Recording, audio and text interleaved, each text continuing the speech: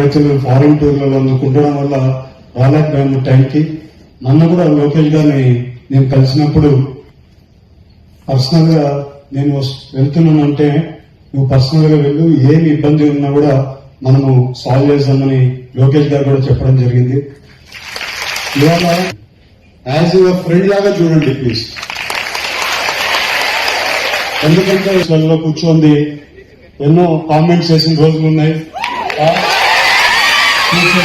అదే ఫ్యూచర్.